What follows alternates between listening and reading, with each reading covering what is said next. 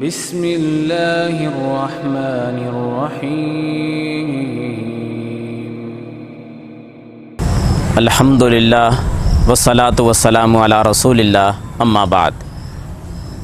آج ہم سیکھیں گے کہ جنت کے اندر لوگ داخل ہوں گے، کثیر تعداد ہوگی اہل جنت کی، اور مختلف اسباب ہوں گے جنت میں داخل ہونے کے، لیکن ایسی بات، ایسا سوال کہ جنت کے اندر جو لوگ داخل ہوں گے، سب سے زیادہ لوگ جنت میں داخل کس عمل کی وجہ سے ہوں گے؟ اور دوسری بات آج سیکھیں گے کہ جہنم کے اندر لوگ سب سے زیادہ کس عمل کی وجہ سے جائیں گے۔ تو میں جامع ترمذی اور سنن ابن ماجہ کی ایک حدیث پڑھتا ہوں، اور ان دونوں سوالوں کا جواب اسی ایک حدیث کے اندر موجود ہے۔ بیان کرنے والے صحابی رسول سیدنا ابو ہریرہ رضی اللہ تعالیٰ عنہ ہیں۔ فرماتے ہیں کہ نبی مکرم صلی اللہ علیہ وسلم سے سوال کیا گیا، سئل رسول اللہ صلی اللہ علیہ وسلم ان اکثری ما یدخل الناس الجنت، کہ اللہ کے رسول صلی اللہ علیہ وسلم لوگ جنت میں کس عمل کی وجہ سے سب سے زیادہ داخل ہوں گے؟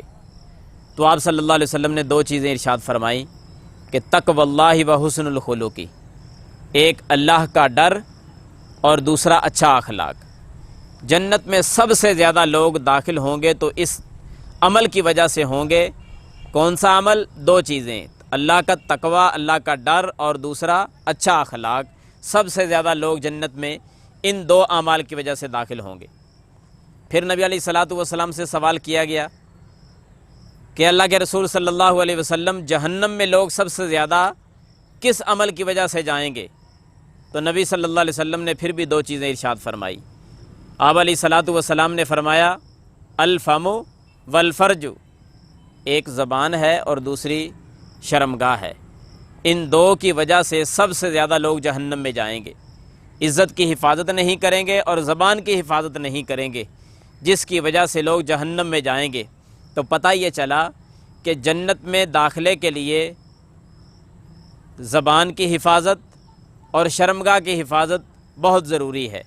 اور اسی طرح یہ بھی معلوم ہوا کہ جنت میں سب سے زیادہ لوگ جو داخل ہوں گے وہ اللہ کے ڈر کی وجہ سے داخل ہوں گے اور اچھے اخلاق کی وجہ سے داخل ہوں گے۔ جہنم سے بچیں گے تو عزت کی حفاظت کرنے سے بچیں گے اور اپنی زبان کی حفاظت کرنے کی وجہ سے بچیں گے۔ اللہ تعالیٰ مجھے اور آپ کو جنت میں داخلے والے اعمال اپنانے کی توفیق عطا فرمائے، آمین یا رب العالمین۔